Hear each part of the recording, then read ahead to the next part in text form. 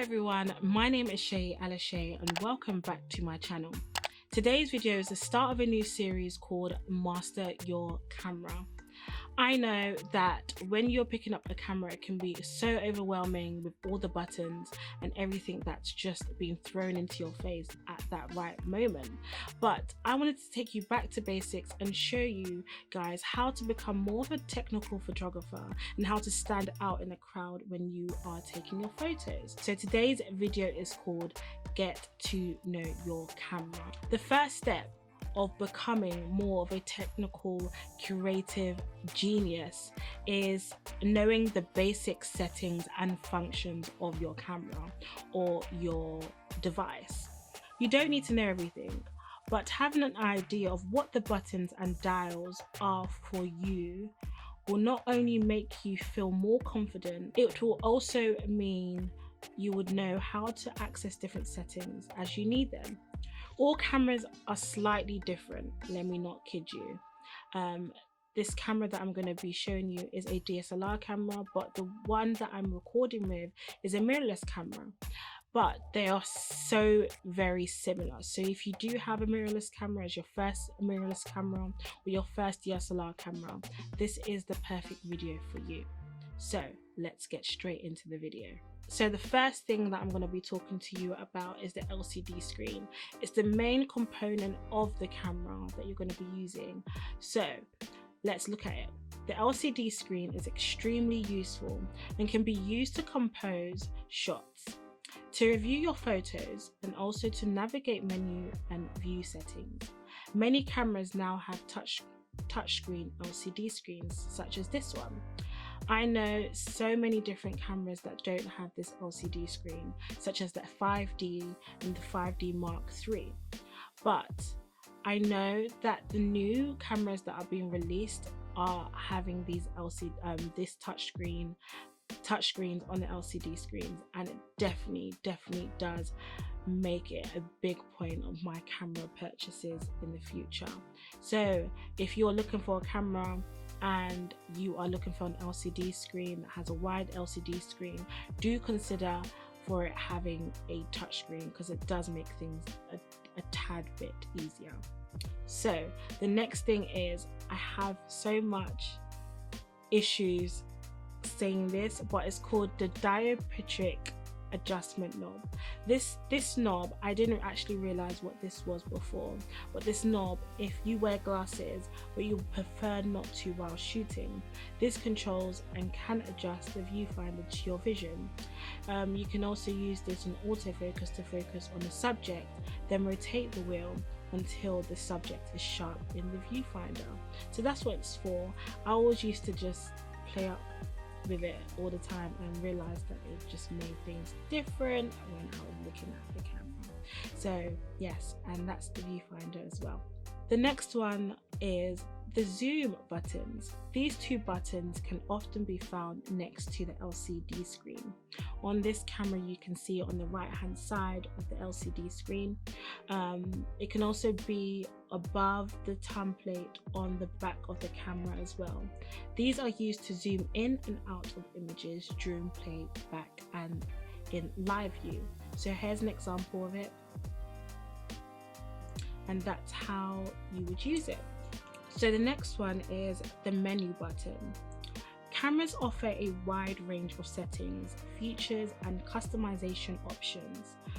Once you press the menu button to bring up the main menu options on your rear LCD, then you can go to sub-menus for the settings you want. So there's so many different options that you can choose when you are using your DSLR camera, and the menu button is the place to go when you are trying to go to those options. The fifth one is the cross keys, or also called the D-pad. Depending on your camera or make or model, there will be either a cross key or a D-pad. I have a cross key. I think it's called a cross key, but it goes round like this. And these are used to navigate the menus and the settings if your camera doesn't have a touchscreen. For mine, it does have a touchscreen, and it does have this knob on here that you can switch left to right, and when you're looking through images with clients, it's so very easy just to quickly go through them without using the button to keep pressing down. And you can also use that to use LCD screen to view images and zoom in and zoom out. The playback button. The playback button is where you go when you want to review your photos.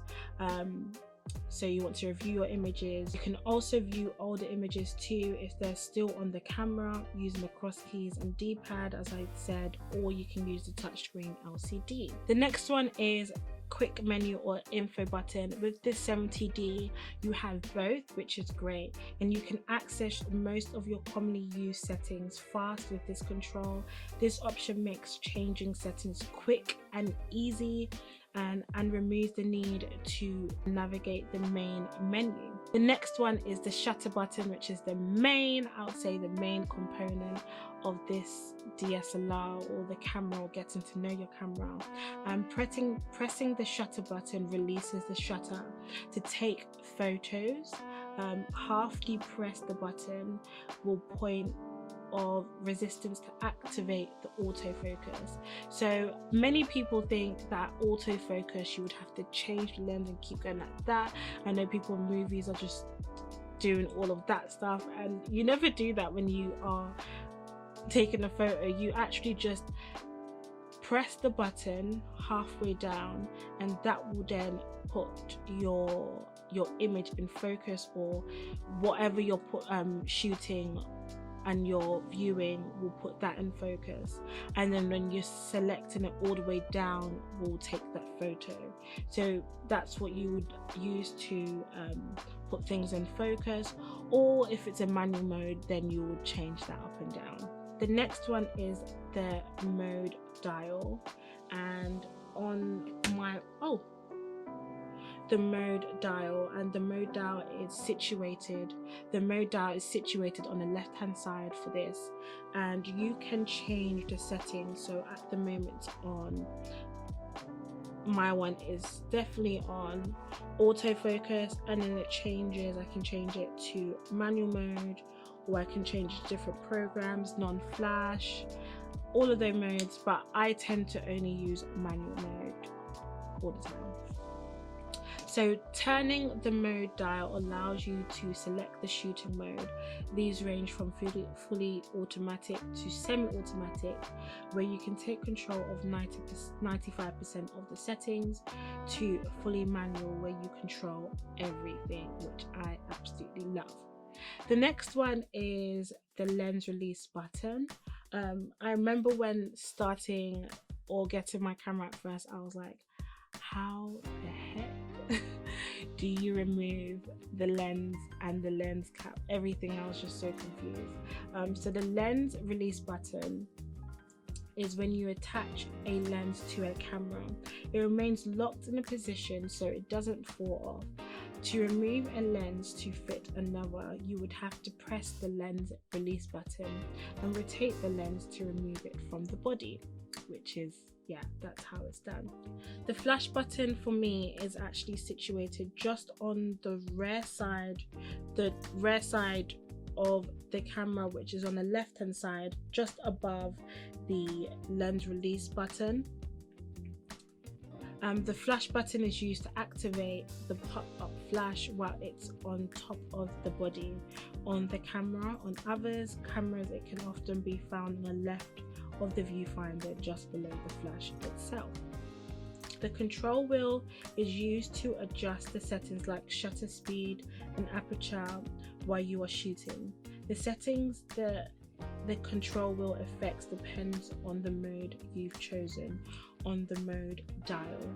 The Hotshoe is an attachment that is used primarily for fitting an external flash for your camera. You can also put microphones on top of your Hotshoe mount, several different things. Once it has the Hotshoe mount adapter at the bottom, you can put anything on there. So you can put lights, you can put microphones, you can put flash flashlights on there as well. The last dial on the DSLR is the video button.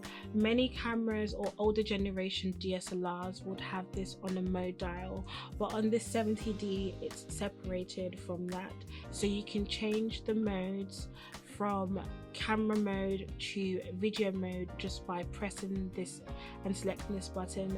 This makes it so much easier when you are shooting hybrid photography. So that's where I started my hybrid photography, was using the 70D, and I was just able to select the shooter mode and literally just take video and then go back from there to camera mode. But I know it's completely different with my EOS R now, and I know for many different cameras. If you enjoyed this video, please do give me a thumbs up, and I cannot wait to show you how you can master your camera with this series. So if you did like it, please give me a thumbs up and do comment and share it on social media, share it with your friends that are getting into photography, and I hope I'll see you in my next video. Bye. That was such a simple video and I did it.